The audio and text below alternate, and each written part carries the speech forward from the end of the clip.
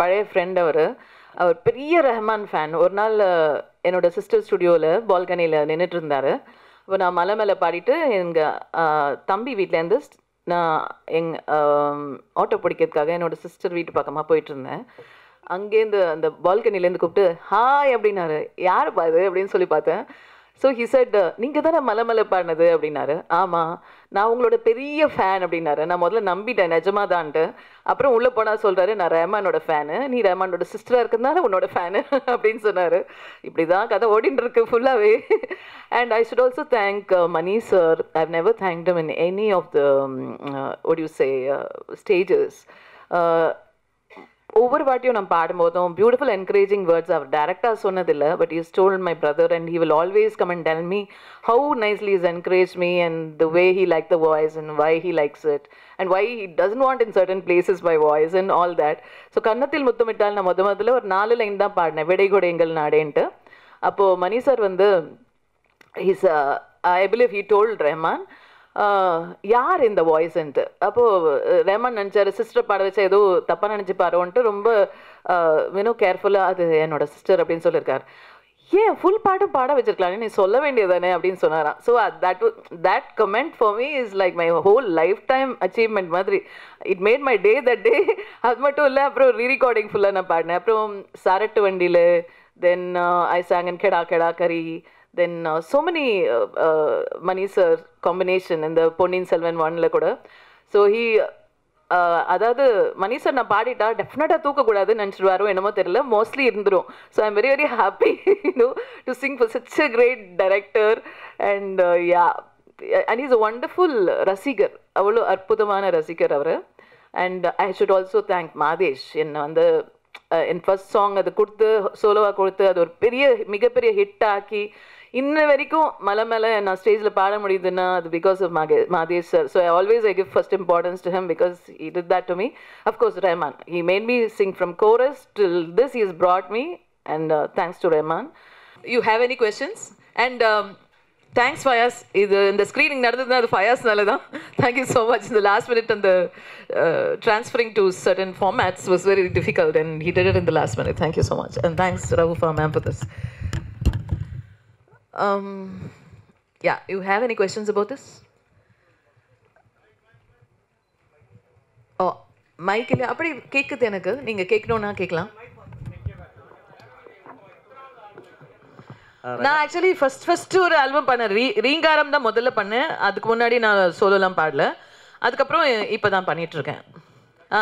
ரான்னு ஒரு பாட்டு பண்ணியிருந்தேன் நடுவில். So yeah, so independent album எப்போவுமே எங்களுக்குலாம் ஒரு கிரேஸ் தான். ஏன்னா we can rule the roost in it. இனிமேல் the albums தான்.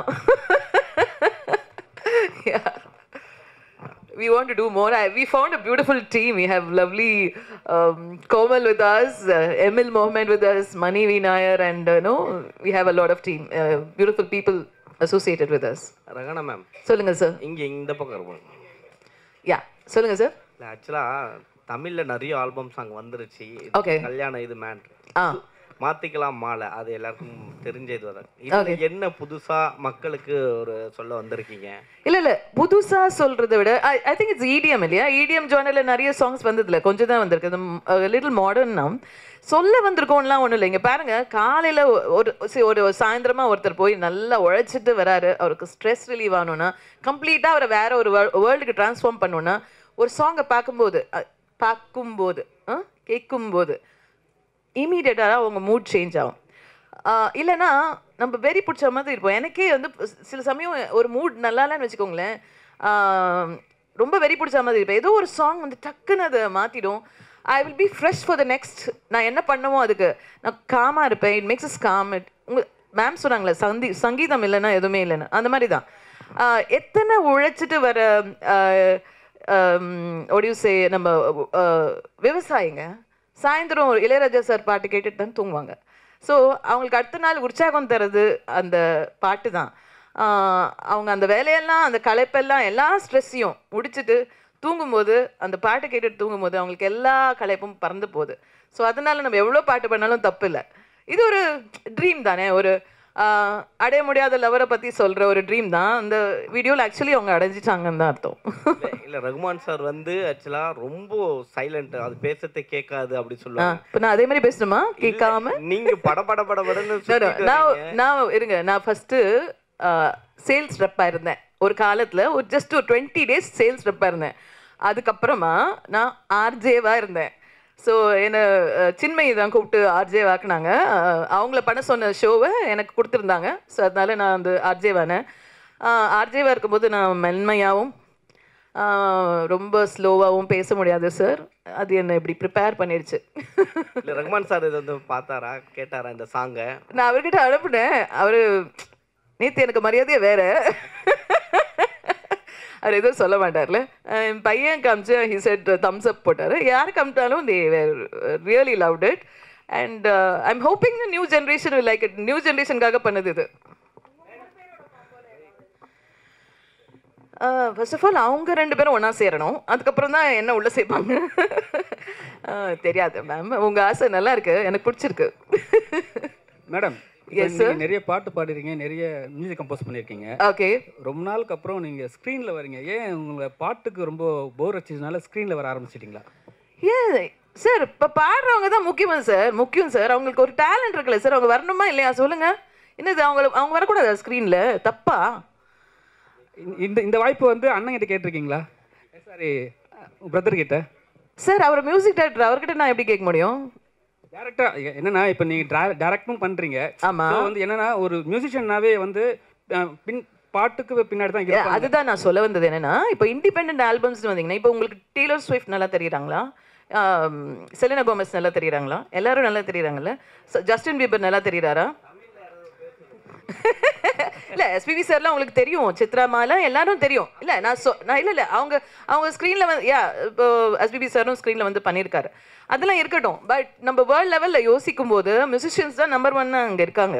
பட் இங்கே நம்ம ஒரு செகண்ட் கிரேடில் தான் இருக்கோம் மியூசிஷியன்ஸ் எல்லாம். ஸோ இப்போ படத்துலையும் பாட்டை கம்மி பண்ணிட்டாங்க. மியூசிஷியன்ஸ்லாம் எங்கே போவாங்க சொல்லுங்கள்? மியூசிஷியன் பற்றி பேசுனீங்க. இப்போ லிரிக்ஸ் ரைட்டர்லாம் இருக்காங்க தெரியுங்களா, அவங்கள பற்றிலாம் ஒன்றும் பேசவே இல்லை. சரி, அவங்களுக்கும் அவென்யூ இருக்குது. அவங்க புக்ஸ் வெளியிட முடியும், அவங்க வந்து இது கவிதை வேறு இடத்துல பேச முடியும், கவி அரங்கம்லாம் இருக்குது, அதுலலாம் அவங்க வர முடியும். அவங்களும் அவங்க கவிதையும் பாட்டாக பண்ண முடியும். டெஃபினட்டாக பண்ணலாம். அவங்களும் நடிக்கணும்னா நடிக்கலாம். What is that? நான் வேண்டாம் நான் சொன்னேன். மேடம் வேர்ல்டில் சிங்கர்ஸ் வந்து வெளியில் தெரிய மாட்டாங்க, இசையமைப்பாளர்லாம் சொன்னீங்க. ஆனால் இங்கே பார்த்தீங்கன்னா இசையமைச்ச அடுத்த கணமே பார்த்தீங்கன்னா ஹீரோ ஆகிட்டாங்க இங்கே நம்ம தமிழ் சினிமாவில். இப்போ இதை பற்றி என்ன சொல்ல வரீங்க? நல்லது. நெக்ஸ்ட் ஹீரோயின் ஆக போகிறேன் அப்படின்னு சொல்ல வரீங்க? நான் ஆக முடியாது சார். நான் என் பாட்டில் தான் ஹீரோயின், வேறு எதுலையும் இல்லை. அதுலேயே நான் வேறு ஹீரோயின் போட்டிருக்கேன். ஸோ அதனால் நம்மளுக்கு என்ன சூட் ஆகுமோ அது பண்ணுறோம். நம்ம அந்த யங்ஸ்டர்ஸாக நடிக்க முடியாதுங்கிறதுனால தான் நம்ம கோமல் சர்மாவையும் சனோஜியும் போட்டிருக்கோம். அந்த பாட்டு நான் பாடக்கூடாதா சொல்லுங்கள்? நீங்கள் கழிப்பு போட்டு தூங்குறதுக்காக தான் பாட்டு இருக்கு. ஆனால் இன்னைக்கு இளைஞரோட தூக்கம் கெடுக்கிற மாதிரி தான் இந்த பாட்டு வந்து. சில பேர் தூங்காமல் இருக்காங்களே அவங்களுக்காகங்க அது. தூங்கணும்னா அதுக்கு வேறு பாட்டெலாம் இருக்குது நிறைய. யா சரி, அது ஒரு வடிகால் அவங்களுக்கு அது. யா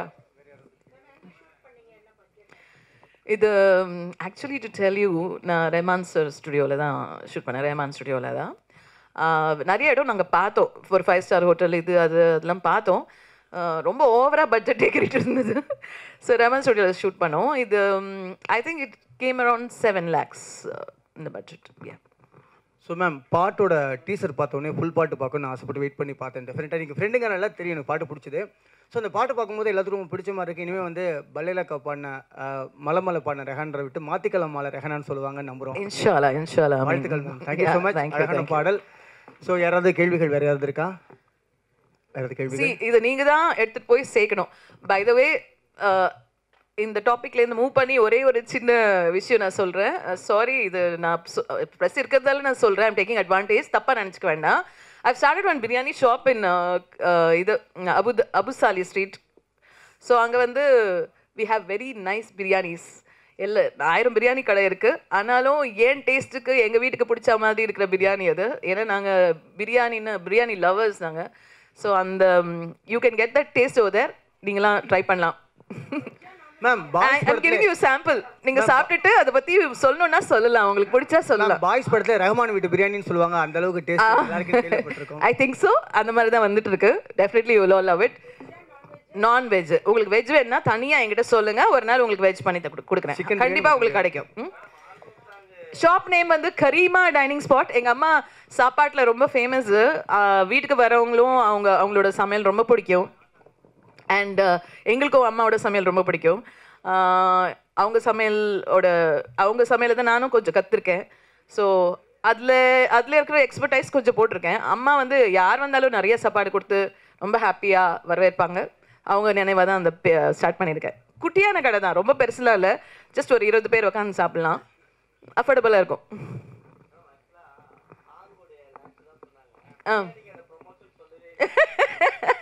இல்லை சொல்லலைல்ல, ஆனால் உங்களுக்கு வேணும்னா ப்ரொமோஷன் எடுத்துக்கலாம். இல்லை வேண்டாம், விட்டுருங்க. சாப்பிட்டு பார்த்துட்டு சொல்லுங்க. எல்லாரும் சாப்பிட்றோம்ல, சாப்பிட்றோம், பாட்டு கேட்குறோம், சொன்னா தப்பா?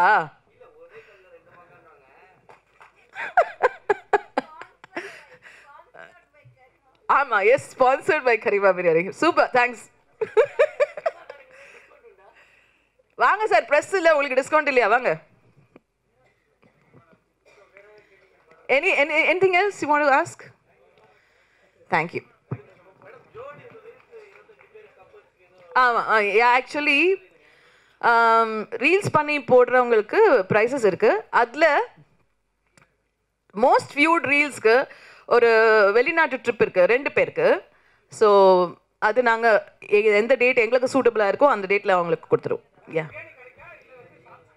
சாங்குக்கு பிரியாணி கிடைக்கும், போடுங்க, நான் கொடுக்குறேன். என்னது?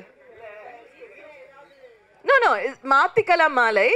ஜோடியா சேர்ந்து நீங்க ஜோடியா சேர்ந்து கூடாது, யார் வேணா பண்ணலாம். 2 பேர் சேர்ந்து பண்ணுங்க, போறோம். யா, கப்புள்ஸ்லாம் வந்து ரீல்ஸ் பண்ணி போடலாம்னு சொல்றீங்க. ஆனால் தமிழ் சினிமாவில் இருக்க கப்புள்ஸ்லாம் இப்போ பிரிஞ்சுட்டு போயிட்டு இருக்காங்க. உங்கள் வீட்டு அவங்கவுங்க சூழ்நிலை என்னவோ, இது வருத்தமான விஷயம்தான். அது வேணும்ட்டே பிரியணும்னு நினைப்பாங்களா? அவங்க யாரும் இல்லைல்ல, நம்ம வந்து லைஃப் லாங் இருக்க போகிறோம் தான் நினைக்கிறாங்க எல்லாருமே. வேணும்ட்டே பிரியறதில்ல. அதுக்கு தவிர்க்க முடியாத காரணங்கள் இருக்கலாம். எல்லாரும் சேர்ந்து இருக்கணும்னு நம்ம பிரார்த்திக்கலாம். Thank you ma'am, thank you so much. எல்லாருக்கும் நன்றி. தேங்க்யூ.